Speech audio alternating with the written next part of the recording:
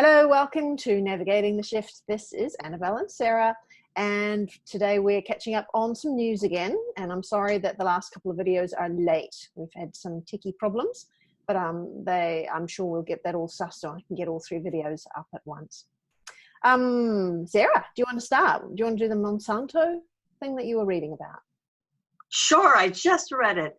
Evidently, Monsanto's getting a little bit more trouble. In Hawaii, they evidently have a farm there, and they sprayed in 2014 a pesticide, not Roundup, but another one of the pesticides that had been prohibited by the EPA the previous year. And they sprayed it, obviously, against the law. But the other thing they did was they sent their workers back to the fields 7 days later when you're supposed to wait 31 days. I mean, it just speaks to the lack of humanity this company has. But $10 million. Yeah, you think they're testing the workers the same time as testing the respect to the pesticide? Well, if it's been banned, so maybe and they already knew that anymore. Yeah, they knew that. I don't know. I think they just don't give a damn. There seems to be a lot of problems over in Hawaii in terms of, the first place to get GMO foods and all sorts of things that are going on there that, I don't know, just maybe they think that they can get away with it, even though it's a state, it's part of the United States, that they seem to get away with crazy things there. When I went there, we went on a helicopter ride, kind of going around. We were on Kauai, and they're saying, "Oh, we can't go over there because that's military, and and there's ripples on the ocean. Oh yes, there's microwaves down there, and I'm like, oh my goodness." And this military base was so heavily armed with barriers and all the rest. I said, I mean, when you're screaming into the microphone of a helicopter, you can't really have a decent conversation. But I said, surely if you wrap it up in so much defense, it's going to make everybody want to look in there. And he was ex-military, the driver. He's like, yeah. On to the next subject. Oh, yeah, let's talk about something else. Look at the pretty colors. See the waterfalls. It's crazy. Yeah. So that's Hawaii. But it's good to see they've got another payout that they have to do, Monsanto. I mean, we just got to keep hitting them with more and more, I think. Well, the fact that they actually got another negative judgment against them, to me, speaks that the system is changing. It is. So that's the good news. Someone else had been talking about Monsanto, and they're saying rotten hell. I said that's not helpful, right? Your mind is powerful, and if all you can do is throw hatred, then you are just feeding the negative energy. So you're much better to go, come on, join me. What I'm going to think of here is imagining the whole of Monsanto and Bayer and all their added companies all closing down at once. That's what I want. They have a lot of employees, though. There's a lot of innocent people in all the organizations. I know. Always remember that. I know that, but if we end up trying to preserve some of these organizations simply because there are nice people in there, it's not going to help with the cleanup. There are going to be a huge amount of jobs going as many of these really big companies crash and burn, and hopefully, at the same time, we can turn over this new monetary system, which appears to be gold-backed, and make something that's going to become a whole lot more fair and more evenly distributed. And I'm not talking communist like you're going to get, there's a limit as to how much you can earn. I'm not saying anything like that at all. I'm saying that the distribution system that they've got planned is going to be a lot more fair and make sure people actually have what they need to cover their bills, because our social welfare certainly doesn't in Australia, and it doesn't sound like you guys do either, and lots of other countries don't have any welfare at all. So to have something that's worldwide and is more helpful to everybody would be good. Well, I imagine that those people that, say, using Monsanto as an example, if those people, they have some expertise, that they could take that and turn it around and then start working for the companies that are doing the cleanup. That would make sense to me. It would be a good sort of karmic payback, but also they have the expertise. They know what everything is. They know they can be part of the cleanup. That would be sort of like, that's what I would put my hope and prayer into. Yeah, Because there's going to be a lot of people not working when, otherwise, what are these people going to do that work for the oil companies and the electrical company and the big ones? yeah, but I mean, as more new technology comes on board, if we, it's almost the same as the medical argument, isn't it? That if we let loose some of this new technology that allows us all to bring our bodies back to perfect health, what do we do with all the medical people? So maybe we shouldn't release it. It's not helpful argument. No. And we are going to end up with a huge amount of people unemployed. But like that original economist said, who I mentioned in an earlier episode, we don't need these amount of people to work in order to create everything that every person on the planet needs. We don't need it. We actually have so much stuff automated that we could do with a whole lot less. Maybe 50% of the workforce doesn't need to work, in which case all the more reason to get this new monetary system on board. And I'm thinking in the health industry, especially more, not the high-end doctors and surgeons, maybe not so much, but the nurses who are just basically ones that I know and met throughout my life experience, really loving, kind, generous, nurturing people. If we could take those same people and just get them off of allopathic system and put them into and give them some new training, then they could continue working and be doing good, really good work for people. I think there'll be a lot of people that will take transferable skills, like you're saying, or they might just need to start all over again. And because there'll be so many of them, they won't be in the minority. They won't be looked down upon. So looking for roles that really speak to your heart, I think, is the key, because if it speaks to your heart, it's likely to be something that will be able to carry on in the new world. Yeah. So it's going to have to come slowly. I mean, I don't think we're going to do this in a year or even probably 10 years. We cannot just, flip, boom, we're there. It's going to be a gradual process. Otherwise, we can't get enough people trained to new things or moved over to new ideas that quickly. You know what I mean? And I'm sure there'll be resistance. The cognitive dissonance when you find out you've put all this training and all your faith and belief into this particular belief system, whether it's the medical system or religious system or whatever it is, and have it come out that it's all been kind of distorted and nasty and not good stuff. It's going to, people aren't going to be able to go, oh, shucks, I've been doing evil my whole life. Oh, cool. Well, now I'll just do good. It's going to be, there's going to be some adjustment. Like I was talking about last week, that guy talking about getting out of the Antifa cult. It took him, I gave myself 4 years into this. It was really hard to get out of it. And that was just 4 years. Imagine people who have gone, all their education and the debt they took on and all of that. And scientists as well, as new science comes about and they start to look at what isn't 3D and suddenly realize, okay, so we thought this is what caused cancer, and we had a million things that we thought caused cancer, but every single one of them had an exception, therefore they weren't a rule. But now we found what it is. And so, all of our instruments or our technology, all the advice we've been giving people is bollocks. It will take a fair bit, I think. Now, onto some politics as well. So you found a very interesting thing. There's a fellow who calls himself the Imam of Peace. His name is Imam Tawhidi. He's been on Twitter for about a year. And he's been hinting for about 6 months that he's got a whole lot of dirt on Representative Ilhan Omar, and that she's a plant of Qatar, actually. And so then just recently out comes this deposition, or he says he has his deposition, from a guy named Alan Bender, who supposedly comes out and says exactly that. So you know about the trial. I'm just having a look at it online right now. So a lot of this was reported through the Jerusalem Post. I don't know much about that publication as to how reputable it is, but they were talking about coming through a court testimony given by Canadian businessman Alan Bender in the trial of Sheikh Khalid bin Hamad Al Thani, who stands accused of ordering his American bodyguard to murder 2 people.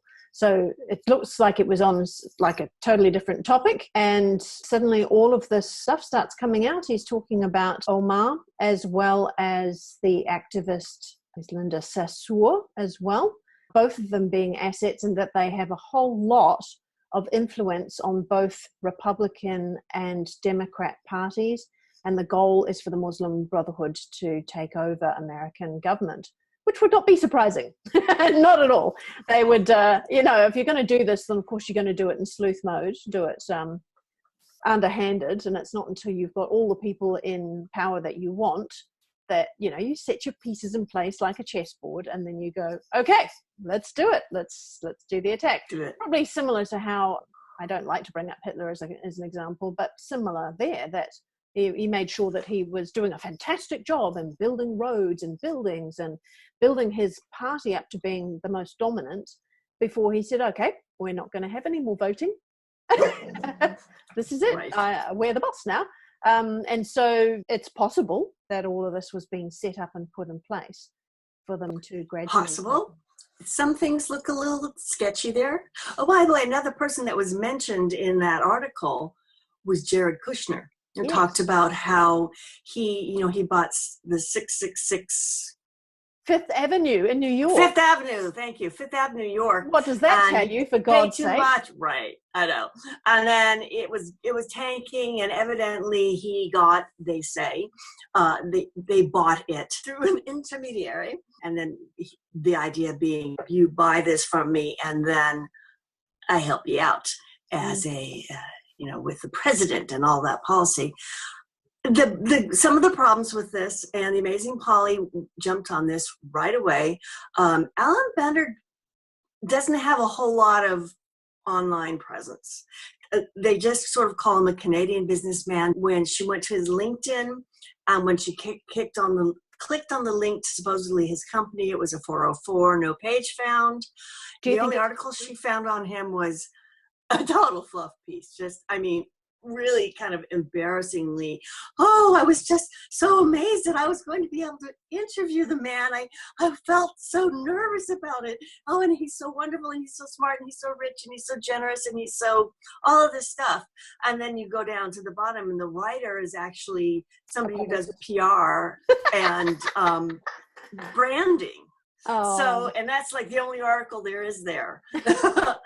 They say in all the articles that he was a big influencer in the Middle East with Saudi Arabia. So that's a little questionable. And then I started looking into the Imam of Peace, and there's some questionable stuff about him as well. Now, he's in Australia. But yeah, that's something I didn't know. I didn't know he was in Australia, but he's got a big following on Twitter, and I've often seen his tweets posted on our interest groups where we like to look at the geopolitical news and things. They often put in things about him where he bashes people who are extreme Muslims. And yet right. The ABC, this was written 2 years ago, did their own investigative work on him, that he was trained through an extremist. He did all his Muslim studies through an extremist. Now that, again, just like your Antifa guy, does not guarantee that he follows what he was trained in. Each of us will have our opportunity to raise our consciousness and go, hang on a minute, what I've just been studying there does not make sense. This is a potential, right? This is a possible for any person.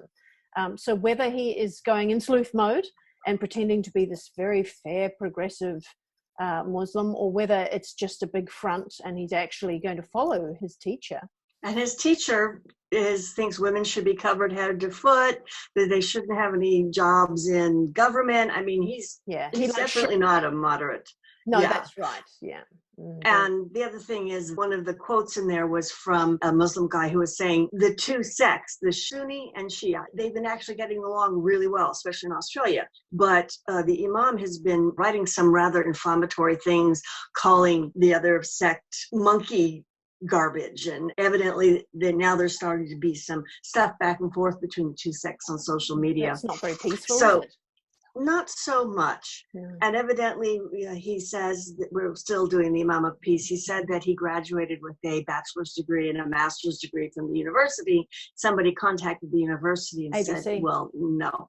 Yeah, the ABC that's couldn't right. find it. That now, here he again, hadn't even if they don't like what he's saying, then there's just as much reason for them to answer the phone and say, no, never heard of him, no. So there is so much opportunity here for misinformation and ignorance and lies, and you've really just simply got to watch what's going on and go, well, that's interesting. Unless we can tune into the intuition. So I have not seen these guys. I seem to like, I can tune in better when I'm looking at a video, and I have not seen what Alan Bender looks like, nor this man of peace, as he calls himself. Okay. I watched his video presentation that he came out with today. And what did you tune into? One thing that I found kind of difficult is that his face is just dead. He doesn't seem to show expression at all. Well, that's just a telling thing already, isn't it? Right? And some people are just like that, or maybe he wants to be taken very seriously, so he doesn't want to go, yeah, like a silly, boppy girl like me. Yeah. I wasn't agreeing there, by the way. It's okay. We can both be silly boppy girls. But yeah, it's an honesty thing sometimes, isn't it, as well? It could be a front, or like you're saying, it could be to be taken seriously. Well, I always feel when a person holds their face very stiff and still, and I was also watching from the body language thing, he didn't have movement either. His body was still, his face was still. And so often people will do that because they don't want any lies to show through as well. And he also did a fair amount. I went and looked at his Twitter and looked at what he's been writing for a while. And, he's all like, I came out with this 6 months ago. I had all of this all before, and I had this. And only 4 people have this written testimony from Alan Bender, and I'm one of them. And I can tell you these other guys know nothing. And it hasn't been registered yet, so nobody has it. And I went and looked it up. Do depositions get registered somewhere? And I couldn't find that anywhere. And I went through page of reading what, the deposition process and what they are. And I never saw registered written anywhere. So I don't know what that means even. Maybe he wants to be the breaking news, like the lady from ABC the other day. Maybe he just wants credit for the fact that he had it before somebody else did. Yeah. There's opportunity here for, you can look at opinions of people over the past years, and then you don't take into account that they might suddenly change their mind. Or they might change their mind because something's going on in the background that they're not going to tell you about. So all I can say when I'm looking at tuning in to the one we're talking about in the first place, Representative Ilhan Omar, is that she never feels right to me. There's nothing that feels upfront with her. There's something really wrong there. That's all my intuition can tell you. I don't know, like you can have some people saying, yeah, she's a guitar asset. Other people saying, oh, the person who's saying that is rubbish.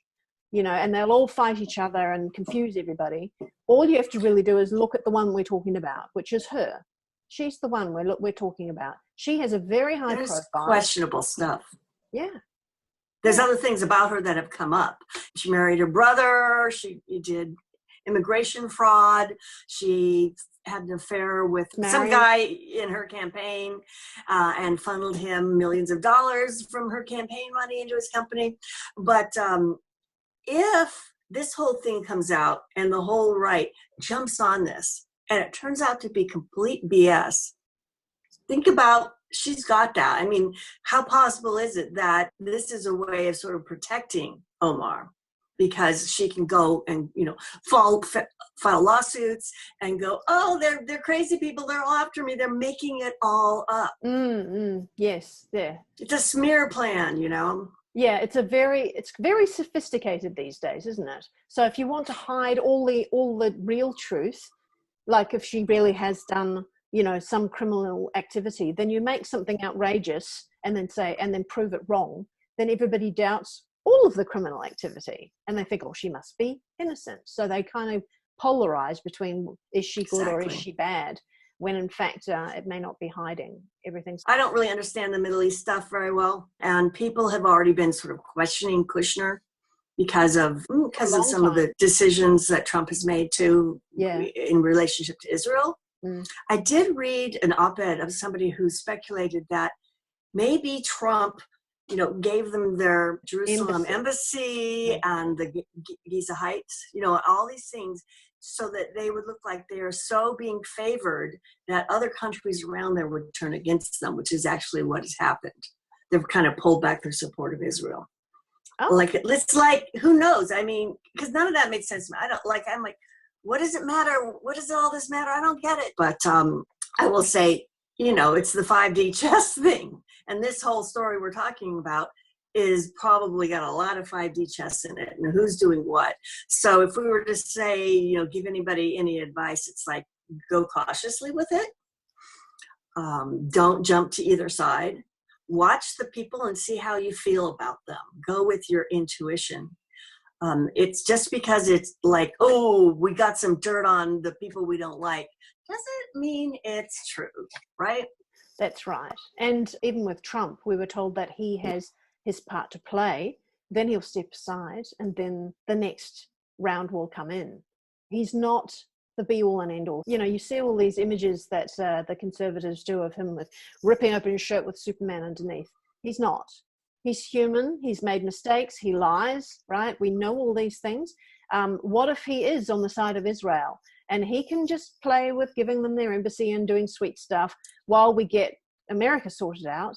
And then maybe the next stage will be that Trump gets replaced, and then they turn to Israel and ask them to be accountable as well. Well, Netanyahu has been arrested now, right? Has he been arrested, or has he just been charged? I'm not sure. I haven't been up to date on that. Yeah, I just read something, but I didn't follow it. I was looking at this other stuff. Yeah, and it's funny when that came out, and I put something like that on Facebook, and immediately someone says it smacks of anti-Semitism. I thought, yes, smacks. That's a word that we don't ever use unless it's something to do with that. But I said, well, okay, you might think that, but the Israelis that I know who've moved to Australia have moved here because they believe their government is so corrupt. So, and they're Israelis. So this is not a racism thing here. Every government in the world has a swamp to clean up. So it's nothing to do with anti-Semitism, really. Yeah. So just a little silly poppy girl thing. When you said smacked, it reminded me of a little bit I saw of the presidential candidates doing their debates, and it's Joe Biden, and he's talking about violence against women, and he said, male violence against women, we hadn't let this happen. We've got to make sure we're on top of it. We've got to hit it and hit it and hit it again. And they had everybody else to come going, cut that bit out. I mean, really? Oh, dear. Oh, he really doesn't have it together, does he? He's just such a joke. Do they put up someone at the front who's such a joke? Or I'm kind of wondering if he was so powerful as to be able to, withhold millions of dollars from Ukraine, like he boasted about, in order to get the guy investigating his son sacked. That he is a powerful guy. He was vice president, and so he does have every right to be at the top there. He's not just being put there as a clown, but that's what he's starting to look like. The more he speaks, the worse it gets. Oh, it's kind of sad. I agree. Well, now they brought in Bloomberg. There you go, Bloomberg. Yeah, media tycoon. So this is interesting. We knew that the Democrats had somebody up their sleeve, and everyone's going, oh, it'll be Michelle Obama. And I'm thinking, that's right. I can't see her even pretending to try to be a president. I don't get that.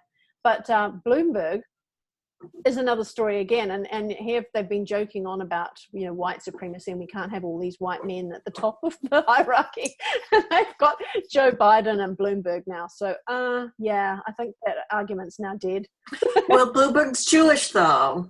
Okay, all right. Well, he's not a white male Christian. He's not the enemy of the world. Okay. He's got one on us. All right. Well, there you go. That's all we got for you today. Like it if you liked it, and we'll see you next time. Feel free to put your comments below, and see you next week. Bye. Bye.